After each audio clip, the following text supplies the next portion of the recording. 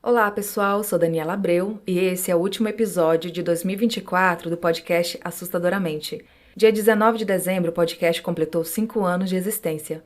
Pois é, gente, nem eu imaginava que iria durar tanto assim. Em 2019, peguei meu celular e comecei a contar histórias que aconteceram na minha família. Mas as histórias logo acabaram, daí eu encontrei o site casafantasma.org, que é administrado pelo neto, que me autorizou a ler os relatos de lá. Isso garantiu mais um tempinho de vida para o Assustadoramente. E nem passava pela minha cabeça que alguém iria ouvir minhas histórias. A descrença foi tanta que no começo eu nem me preocupava com a qualidade dos áudios. Basta ouvir as minhas histórias antigas para você se deparar com edições duvidosas. Eu sei, gente, meu passado me condena. Então fica a dica: se começar a fazer algo, faça com primor, pois isso pode dar certo no futuro. Dito isso, tenham paciência comigo. Eu até tentei regravar os primeiros episódios, mas eu desisti porque é muito trabalho. Bom, depois de um tempinho gravando, algo surpreendente aconteceu. Comecei a receber histórias reais de pessoas de vários lugares do Brasil e de fora também. A comunidade do Assustadoramente não parou de crescer e cresce cada dia mais. Então, eu quero agradecer quem está chegando agora. Sejam bem-vindos. E agradeço também os ouvintes que estão aqui comigo desde o começo. Desejo a todos um ótimo final de ano e um excelente 2025, com muita saúde principalmente. Agora, vamos para os relatos de hoje. Nunca estou sozinha. Acompanho o canal faz um tempo, mas só tomei coragem agora para relatar duas coisas que me aconteceram na minha atual casa. Um deles não é assustador, já o outro me deixou sem dormir por alguns dias. Eu tinha por volta dos meus 14, 15 anos quando senti alguém fazendo carinho em meus cabelos. No começo eu pensei que fosse a minha mãe, já que ela tinha mania de fazer isso comigo e com meu irmão. Até que novamente aquele carinho retornou. E quando eu fui olhar para ver o que a minha mãe queria, não tinha absolutamente ninguém. Confesso que eu não senti medo, pois aquela presença não estava me fazendo sentir nada de ruim, sabe? Até que decidi relatar isso para minhas tias, e uma delas me disse que a minha avó dormia no mesmo lado onde a minha cama fica. Detalhe, a minha mãe me disse que a minha avó infartou nesse quarto, porém acabou morrendo no meio do caminho, indo para o hospital. Não sei dizer se poderia ou não ser minha avó, mas toda vez que falam dela, dizem que ela tinha um carinho muito grande por mim. E depois disso nunca mais senti aquele carinho novamente. Agora irei falar sobre outro relato que me aconteceu, também nesse mesmo quarto onde eu durmo. Na época, acredito que eu tinha de 15 para 16 anos. Não me recordo ao certo a minha idade, mas eu nunca esqueço disso que aconteceu comigo, já que fiquei sem dormir naquela noite. Na época, o quarto não era tão organizado como é agora. E lembro como se fosse algo recente ainda. Era madrugada e eu dormia tranquilamente, assim como toda noite. Mas eu não imaginava que, naquela, poderia ser totalmente diferente das outras. Desde pequena, eu costumo dormir virada para a parede. E nisso, senti alguém me empurrando com muita força, ao ponto de me fazer sentir muita dor. Eu pensei que fosse meu irmão fazendo algum tipo de graça, né? Já que todo irmão mais novo gosta de fazer brincadeiras. E quando eu me levantei para chamar a atenção dele, ele estava dormindo tranquilamente. E naquela mesma hora eu comecei a me tremer bastante. E eu não conseguia me mexer, já que eu me sentia observada. Contei à minha mãe, que disse que poderia ser o meu avô, que bebia e costumava xingar bastante palavrões dentro de casa. Hoje em dia, estou com 20 anos de idade e ainda sinto que estou sendo observada por alguém, mesmo que não seja com tanta frequência igual era antes, principalmente à noite. Sinto como se esse olhar queimasse as minhas costas. O ruim é que depois desses acontecimentos, sinto que estou sendo seguida, mesmo que aparentemente não tenha ninguém. Meus amigos acham que posso ser médium, mas não sei exatamente o que pensar sobre isso. Enfim, me chamo Carol e moro em Goiânia. This episode is brought to you by LifeLock. The holidays mean more travel, more shopping, more time online, and more personal info in places that could expose you to identity theft. That's why LifeLock monitors millions of data points every second. If your identity is stolen, their US-based restoration specialist will fix it, guaranteed or your money back. Get more holiday fun and less holiday worry with LifeLock. Save up to 40% your first year. Visit lifelock.com/podcast. Terms apply.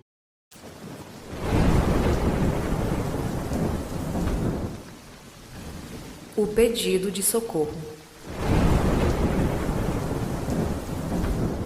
Olá! Primeiramente, gostaria de dizer que é um privilégio ouvir o podcast Assustadoramente. Sou da religião de matriz africana e já vivenciei muitas experiências sobrenaturais. No entanto, o relato que irei contar hoje não aconteceu comigo. Na verdade, eu não era nem nascida na época. Foi contado pela minha mãe. Minha mãe relatou que quando era jovem, ela e uns primos gostavam de ficar aos finais de semana na rua bebendo vinho. E eles tinham o costume de fazer uma brincadeira que, por sinal, era de muito mau gosto.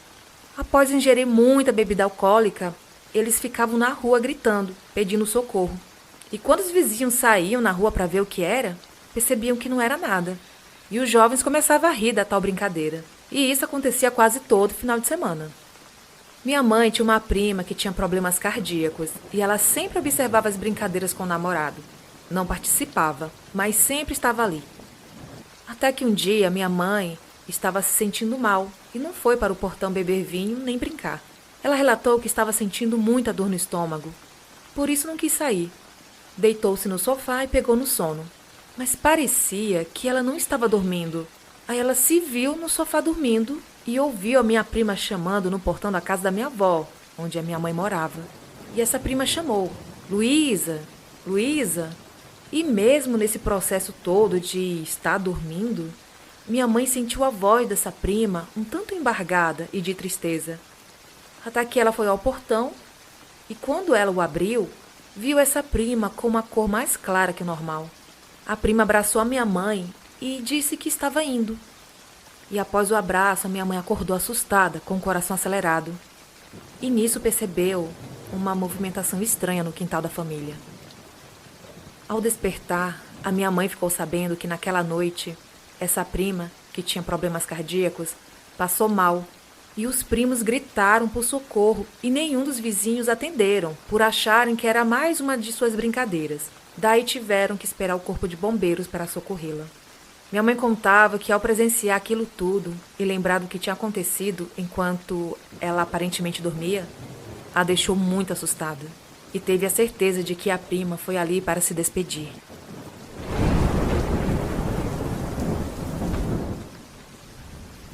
Paralisia do sono. Me chamo Rodrigo Helder, morador do antes calmo e pacífico município de São Bernardo do Campo. Tenho 32 anos e trabalho desde 2020 como UX/UI Design, não sei se é assim que fala, o que me concedeu a chance de trabalhar full home office. Uhul! O caso ocorreu no meio do ano passado. Creio que tenha sido entre os meses de junho e julho de 2023 e, sendo bem sincero, não foi a primeira vez que eu tive uma paralisia do sono. Na realidade, eu tenho essas paralisias desde os meus 12 ou 13 anos e sim, na primeira vez foi extremamente assustador. Estava no meu quarto escuro, sozinho, e de repente, senti como se milhares de mãos me pressionassem contra a minha cama, enquanto eu ouvia gritos e vozes assustadoras, não conseguindo sequer balançar a cabeça ou gritar por ajuda. Minha mãe é super cética, disse que isso não era nada, me dizendo o nome científico, o porquê de socorrer.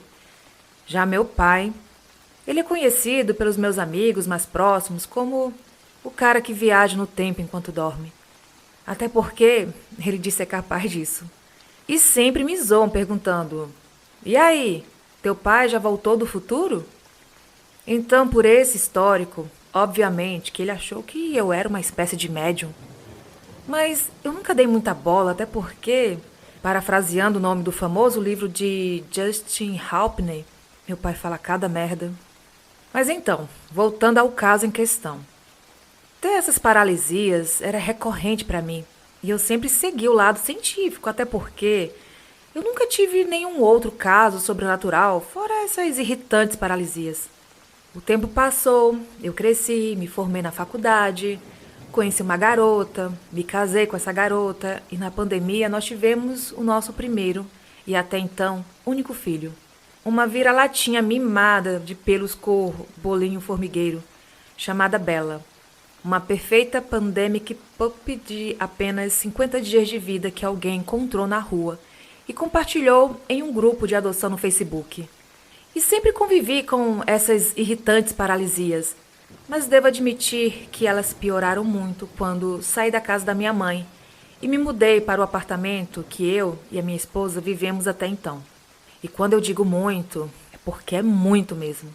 Até então, eu tinha uma vez ou outra, coisa de 2 ou 3 vezes por ano. No novo apartamento, a média era de 4, 5 vezes por semana. Para se ter noção, às vezes eu tinha uma paralisia, conseguia acordar e quando fechava os olhos, eu já entrava em outra. O mais bizarro de tudo é que até a minha esposa, que disse nunca ter tido, passou a ter depois que mudamos para lá. Depois de todo esse rodeio e voltando ao caso em questão. Minha esposa trabalha na cidade vizinha, Santo André, outra cidade muito próxima de São Paulo e que pertence ao grande ABC, e faz home apenas uma vez na semana. No dia em questão, ela levantou no habitual 6h30 da manhã para se arrumar, nos despedimos, ela saiu e eu voltei para a cama com a nossa cachorra. Eu já falei que ela é mimada, né? Acontece que toda vez que minha mulher vai trabalhar, a minha cachorra se treme toda e começa a encarar os cantos do quarto. Até então, eu achava que era apenas o estresse do abandono. Hoje, eu já não sei mais. O que me leva a abraçá-la, a fazer um carinho e tentar dormir de conchinha. Sim, eu durmo de conchinha com o cachorro. Pode me julgar. Era em torno de umas 7h40, 7h50, horário que eu me levanto para comer alguma coisa, fazer a higiene básica e me preparar para trabalhar. O quarto estava claro e eu começo a abrir os olhos, até me deparar com uma figura preta sentada de costas no canto da cama, de costas para mim. No primeiro momento, achei que era a Bela. Enquanto dorme, ela desliza igual cobra, levanta, anda, pula, etc. Mas eu vi que a figura era muito grande para ser uma cadela de porte médio e 13 quilos. Então começo a prestar mais atenção na figura e percebo que ela está com a face ligeiramente inclinada para mim. E eu pude ver o perfil de sua face. Na verdade, não tinha face. Era um crânio envolto de um manto preto. Basicamente a visão clássica ocidental da morte. Entrei em desespero, pois a visão era muito nítida e estava relativamente próxima de mim. Mas só então eu percebi que eu estava paralisado. Fechei os olhos e comecei a me debater, até lentamente conseguir ter o controle do meu corpo de novo. Quando olhei para minha cadela, ela estava atrás de mim, olhando para a posição que até então estava aquela figura. E ela estava tremendo. Bundão que sou, apesar de dizer para os outros que não acreditam em fantasma, eu contei esse caso para minha esposa e para os meus pais. Meu pai, meio doido do jeito que é, saiu do trampo e veio aqui em casa para rezar. Mesmo eu dizendo que não poderia dar atenção, pois eu teria uma reunião na hora em que ele estivesse lá. Mas o fato é que, desde então, eu percebi que nem eu, nem a minha esposa tivemos mais paralisia do sono. Até mesmo a nossa cachorra parou de tremer. Na realidade, curiosamente ela tremeu hoje, enquanto minha esposa se despedia para ir trabalhar. Enfim, era isso. Me desculpem por ter tornado um relato tão curto em um capítulo inteiro de um livro, mas eu gosto de ser detalhista.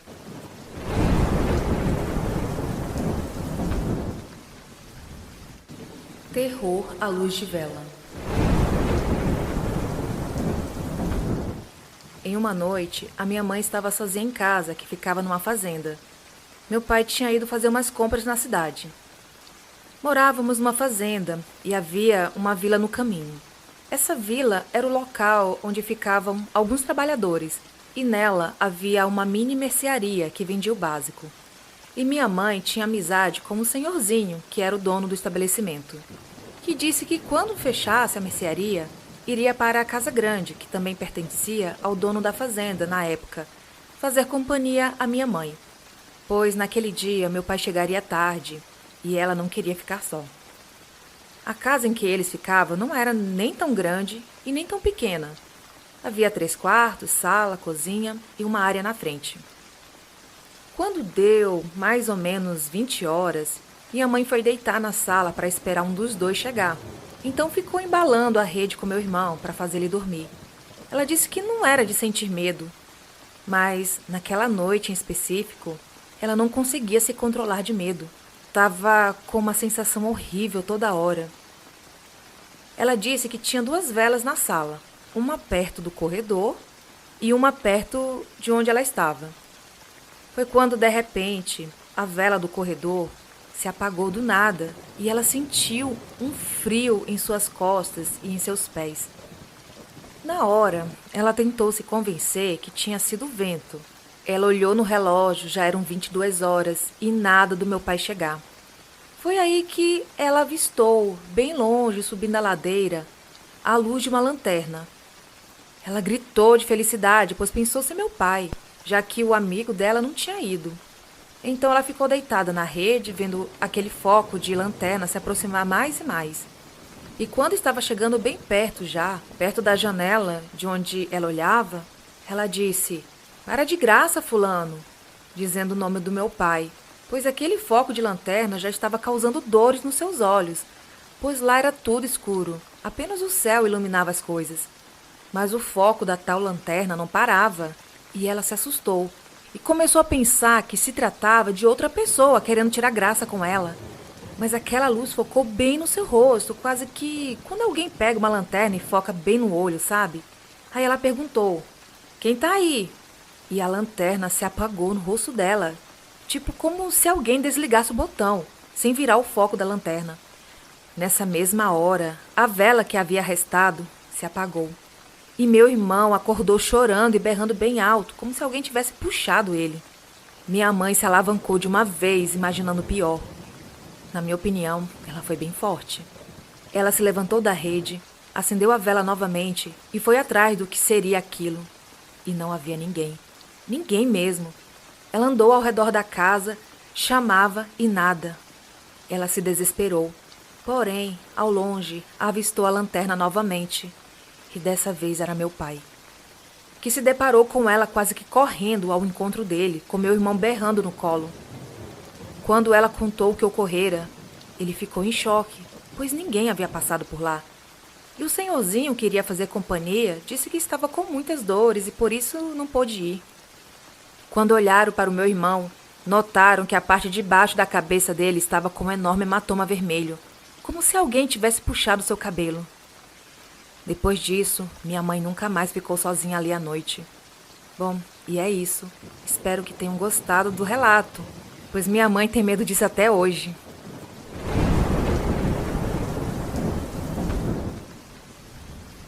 Noite de Quaresma. Gostaria de relatar uma situação que aconteceu comigo. Meu nome é Natasha, sou casada e moro em uma cidade pequena no sudeste de Minas Gerais. Local repleto de histórias bem bizarras, que em outro momento irei contar. Esse acontecimento ocorreu em 2016. Eu tinha 24 anos e ainda morava com meus pais. Sempre ouvi histórias bem assustadoras desde pequena, principalmente em período quaresmal. Meus avós, que já são falecidos, contavam muitas histórias e meus pais também, até hoje contam. Eles contavam sobre mula sem cabeça, padres vagando pela represa. Eles pescavam muito à noite, então viam muita coisa. Mulheres de branco e outras histórias. Sempre respeitei muito esse período, pois sou católica e a Quaresma é um período de oração e reflexão. Pois bem, ali perto da casa dos meus pais morava um vizinho que tinha o apelido de Senhor Lelei. Ele tinha criação de cavalos e galinhas. Ele colocava os cavalos em um pasto bem próximo da rua, que ficava em frente à casa dos meus pais. O Senhor Lelei era um homem bem difícil de lidar. Diziam que ele dava veneno para os gatos da rua morrer, e sempre que alguém o via cuidando de seus animais, ele sempre estava xingando nomes bem pesados. Eu mesma não tenho o que falar dele, pois ele sempre me tratou muito bem, mas infelizmente com seus animais a coisa era bem diferente, e para piorar, ele bebia muito. Quando ele subia a rua com uma égua que ele tinha, era uma chicotada atrás da outra, além dos xingamentos. Meus pais sempre falavam que xingar em período de quaresma é pior, pois coisas ruins poderiam aparecer para nos levar, como o lobisomem e mula sem cabeça. Era período quaresmal, E o Sr. Lelei, que morava às 2 casas, se mudou com a família para outro lugar, que ficava a mais ou menos 4 quilômetros dali, que dava no final do bairro. Acredito que se mudou na época porque a rua começou a ficar bem populosa, com mais casas e prédios. E para ele ter criação, teria que se mudar para um lugar mais afastado e isolado. Lembro-me como se fosse ontem. A rua estava em silêncio, sem bichos e sem uns nomes feios que o Sr. Lelei falava. Até que, em uma noite, eu já estava dormindo e acordei com um relinchar e um barulho de ferraduras forçando o pisar no chão. E o mais estranho é que era no passeio da casa dos meus pais. Gelei e pensei por um minuto que poderia ser a égua do Sr. Lelei. Porém, ele já havia se mudado há alguns dias. E eu, curiosa, fui olhar pela janela do meu quarto. E quando olhei, eu não acreditei. Gente, foi um clarão. Parecia que alguém estava colocando fogo na rua. Mas eu não conseguia ver de fato o que era. Vi apenas aquele clarão. Morri de medo e fui para debaixo dos cobertores, comecei a rezar. E nisso eu acabei dormindo. Quando eu acordei, fui me arrumar como de costume para ir trabalhar. E vi que na calçada tinha vários riscos. Talvez fossem das ferraduras.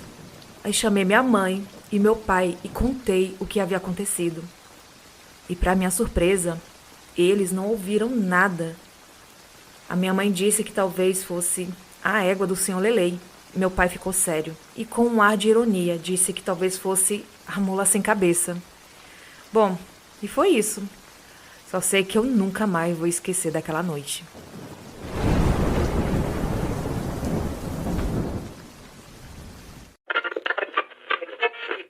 Obrigada por assinar o Assustadoramente. Você tem alguma história sobrenatural para contar? Então envie seu relato para o e-mail assustadoramente@outlook.com ou envie através de áudio pelo Telegram. Siga as redes sociais do podcast. Os links estão na descrição do episódio.